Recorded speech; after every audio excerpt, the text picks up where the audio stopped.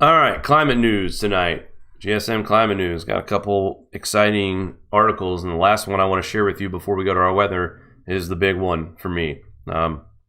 Maybe not for all of you, but I think a lot of you will agree why I'm so high on this article coming up. UK proposal, 75% wage cut to combat climate change. Are you kidding me? The Labour Party is discussing plans to bring in a 10-hour work week or 10-hour working week and slash pay by 75% to tackle climate change. The radical report titled Ecological Limits of Work by the Autonomy Group states, unless current carbon emissions are cut, there would be an unprecedented decrease in the economic activity. I don't know if this goes along the lines with what we were talking about with the Democratic Party, the DNC, protecting Biden from having any debates about global warming or climate change, because a lot of the carbon effectiveness that we would have to do is basically get rid of the automobile, get rid of the combustible engine, stop using planes to travel in, limit cows from farting. And so with that being said, when you're talking about a plan for a 10-hour working week with 75% pay cut under labor, well, obviously when you work only a 10-hour work week, you're going to decrease your pay. But is this another extension to, well, if we cut out automobiles, then there's going to be this many people that lose their jobs anyway?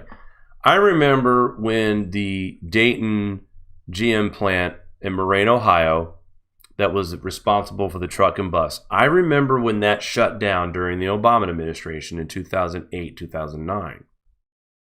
And I remember the destruction it caused the southwest region of Ohio, especially Dayton, Ohio. People lost their jobs at GM, great paying jobs. But it wasn't just the GM workers. It was the workers across the community who worked in other warehouses that did things for GM, such as synchronize parts, maybe paint or coat parts, or just overall ship them or receive them and ship them themselves by truck. Either way, there was some small role involved for hundreds of companies in the Dayton region for GM.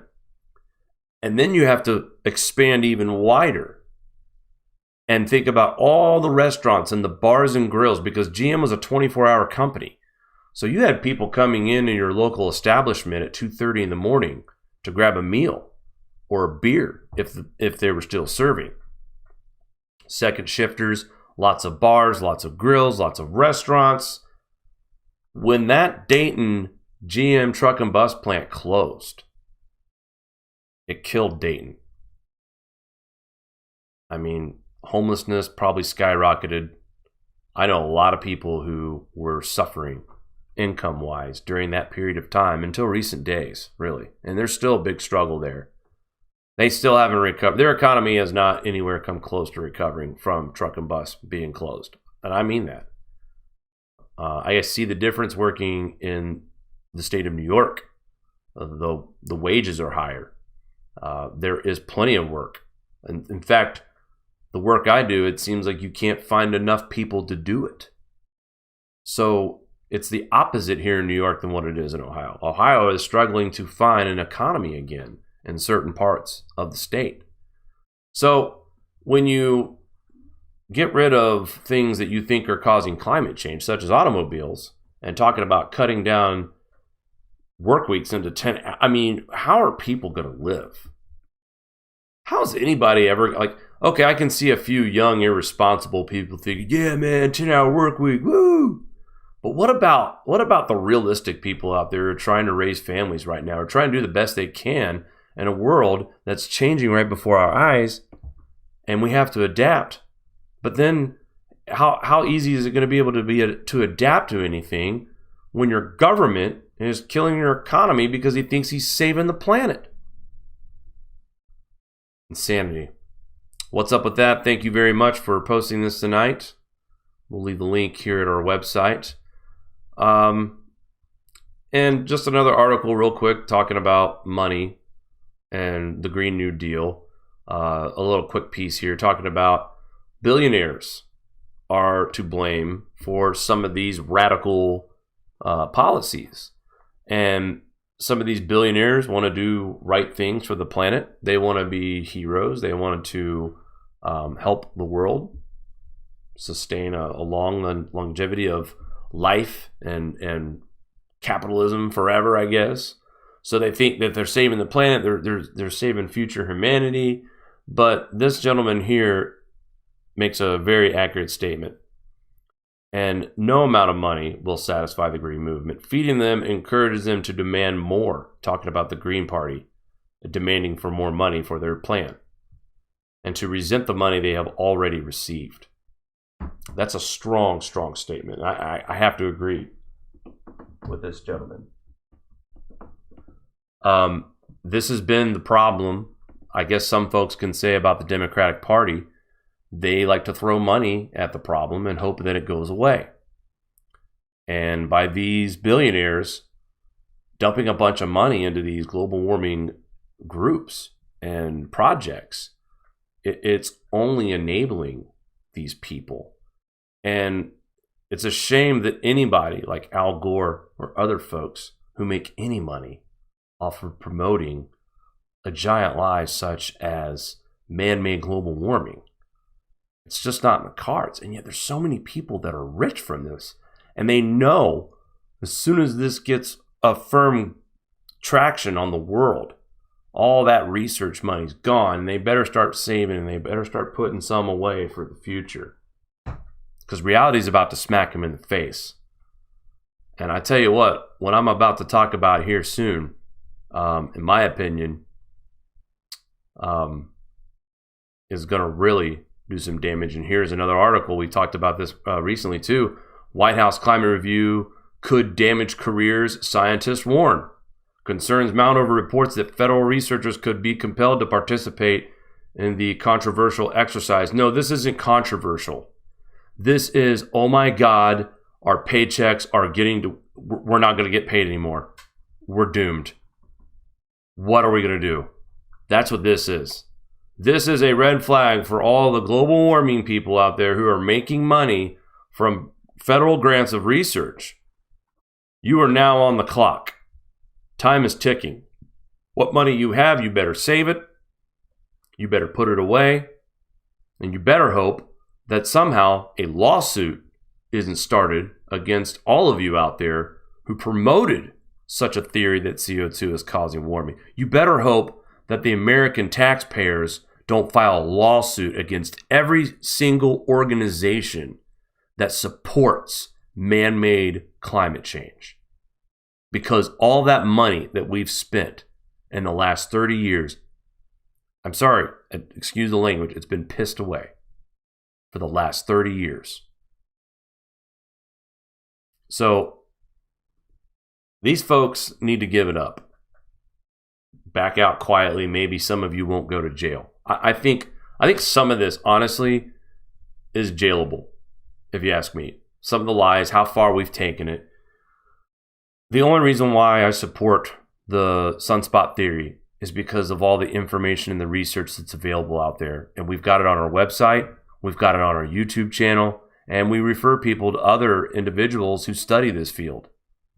And they also show us peer-reviewed information that confirms what is happening right now. Dr. Valentina Zarkova, very excited. We're going to have a chat with her here and within the next couple of weeks. Her paper has finally been passed through everything. It is officially peer-reviewed on the super grand solar minimum. And that is one thing that we are going to dive into with Valentina, especially. Now, I find this very, very, let's just say, the information on Zarkova's paper, I was aware that it was actually official just a couple of days ago, Mari. What was that? Was it yesterday that you told me about Zarkova's paper being officially finally finished? I don't know. It was on the 11th or the 12th. So, well, she has it published on her thing.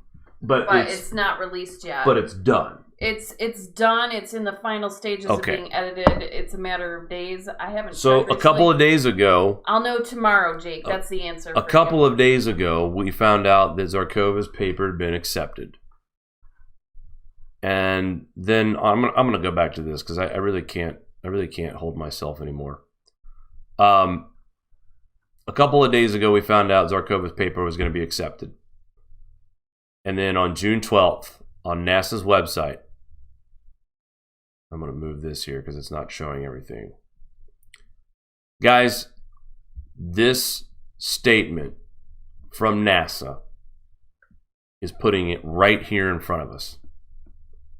They are confirming the grand solar minimum is indeed upon us. Let me read from this article here. The ability to forecast these kinds of events is increasingly important as NASA prepares to send the first woman and the next man to the moon under the Artemis program. Now listen, guys, the Artemis program.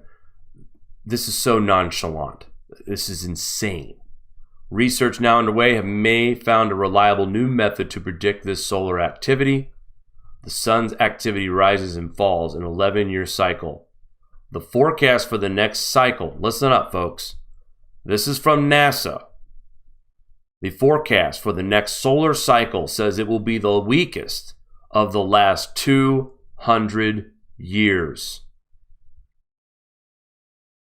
NASA is confirming that solar cycle 25 will be the weakest of the last 200 years. Now they talk about how much lower it could be. It could be 30 to 50% lower than the most recent one, it says. Interesting. The results, the next solar cycle will start in 2020 and reach its maximum in 2025. Now, let me tell you something, folks. NASA is telling us that our solar activity could be as low as 30 to 50% than solar cycle 24.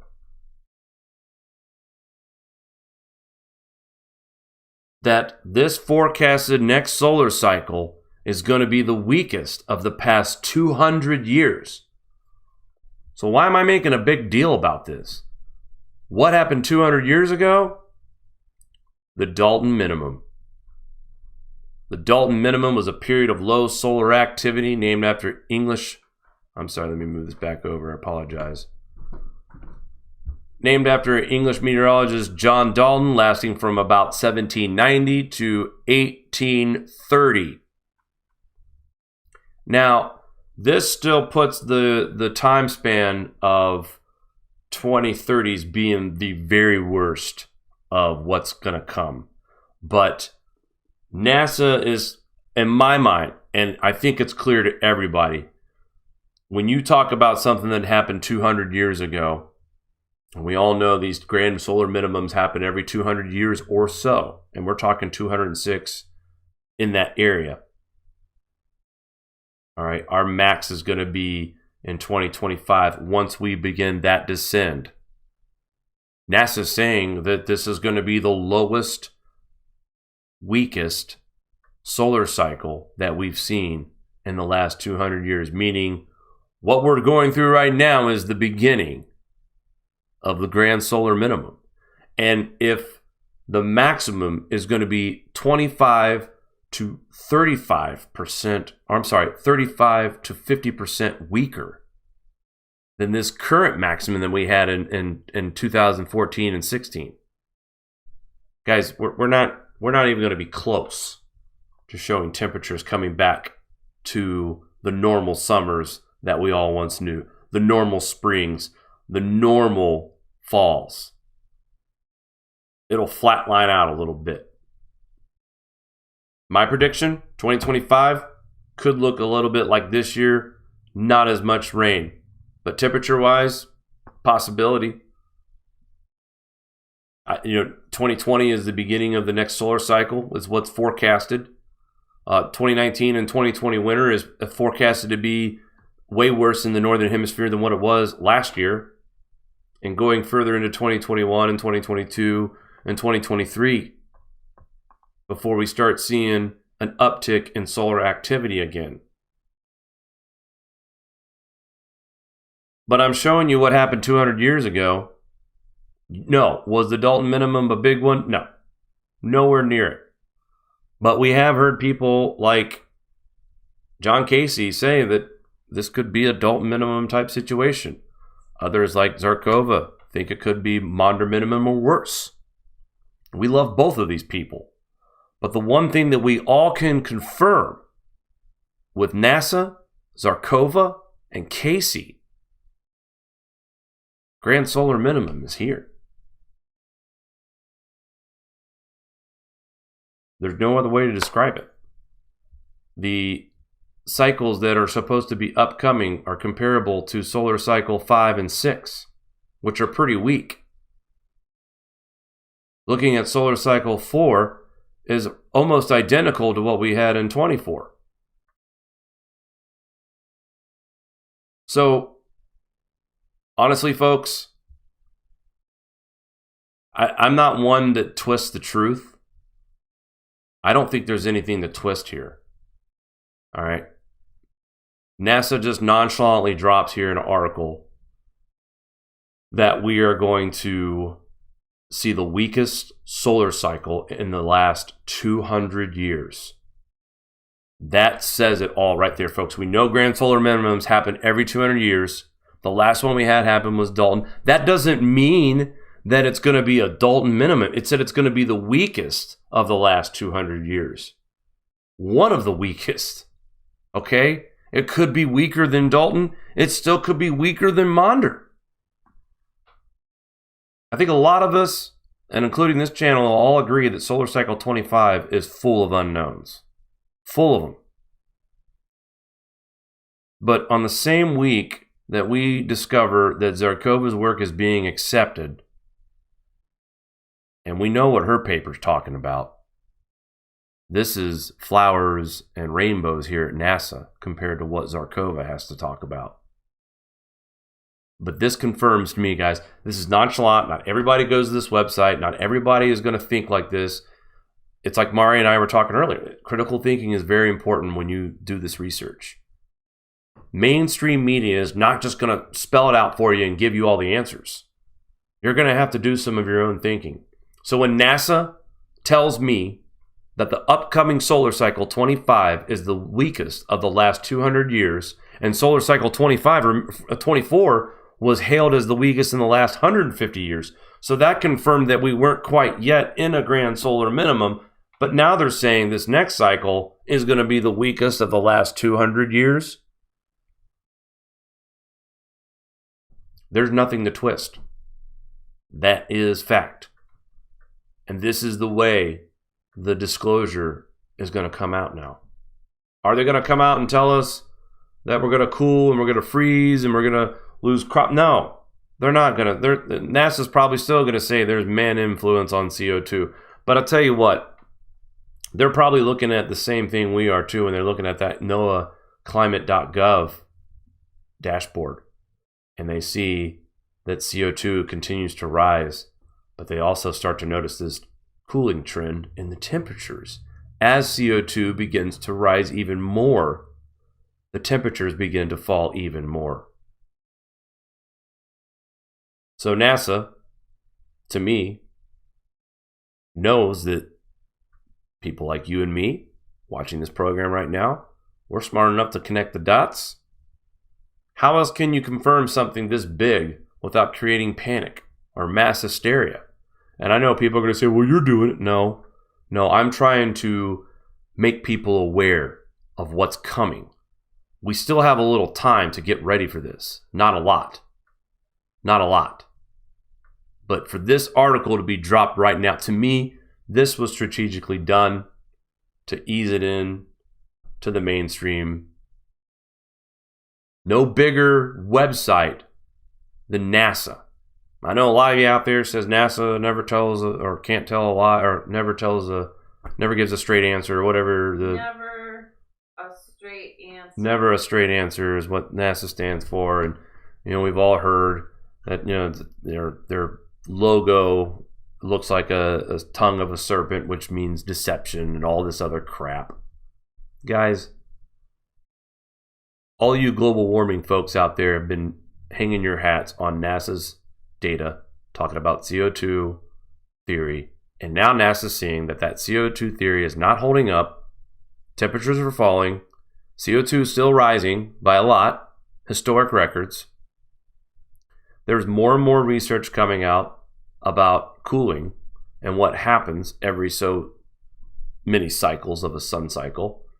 Tony Heller does an excellent job of showing the historical data and showing us that 1,000 years was warmer than now, and 2,000 years was warmer than now, and 4,000 years was warmer than now. And this is due to ice core information and sediments from ocean floors and tree trunks and all other scientific ways of measuring these things. Okay? But yet, you know, it's convenient for the mainstream to trust the data when it supports their agenda. But now they want to say, well, that's just too sciencey for us to go back that far and rely on those ice cores. Well, I've seen you guys do it. And they'll talk about 3 million years ago when it was colder than whatever ice age. And it's like, oh, so you'll use 3 million years ago data, but you won't look at the past 4,000, 5,000, 6,000 years where CO2 was lower, but the temperature was higher. Or when CO2 is actually at maximum levels and there was no industrial environment to affect the planet with CO2. So I hope everybody thinks long and hard about this tonight. We are making this article available at PDF as well. Mari has archived it. We are sharing it just in case if something happens to it. They may think this might be a bad idea and pull it. I hope it's here for good. It might be. If it stays up, this is confirmation that the government or the powers that be are finally willing to admit that solar activity does play a part in our Earth's climate. Why would they even be talking about a solar cycle that's the weakest in the last 200 years? With all the increased flooding and all the cool weather that we're going through and all the volcanoes and all the earthquakes, the hail, the crop loss, the continuing crop loss, and the actual possibility of some parts of the United States will not even plant. That number got bigger from last year 3 times. It's time to get serious, guys. It's time to get serious. Stop messing around. Let's stop messing with these global warming trolls. Stop letting them affect us. Let's continue to spread this message. Share these videos. Share these broadcasts. Get your friends and family involved. Get them to watch tonight's show. And then have them go back and watch the GSM 101, the presentation that Scott Chapman put together for us. It gives us, and really, his presentation is excellent, but it's also just the tip of the iceberg of everything that goes into this grand solar minimum. But it is a good starting point. This is NASA's way of releasing information on the next grand solar minimum. When you have NASA comparing this next solar cycle to a cycle that happened 200 years ago, which was the Dalton minimum, which all of you naysayers out there can go out there and Google and find that it was a grand minimum, a small one, but it was. But that's the last time we've seen these predictions. And I remember last year we had that one guy that said, well, we're going to have slightly higher activity in solar 25. Only one guy said that. One guy and a bunch of scientists got behind it. But when I see NASA, the head honcho of space weather, announce this kind of information, it doesn't. All they're missing right now is them just putting a title saying the grand solar minimum is here, and knowing how much money all of these organizations are receiving for man-made global warming funding. That ain't going to happen anytime soon, guys. We'll be right back.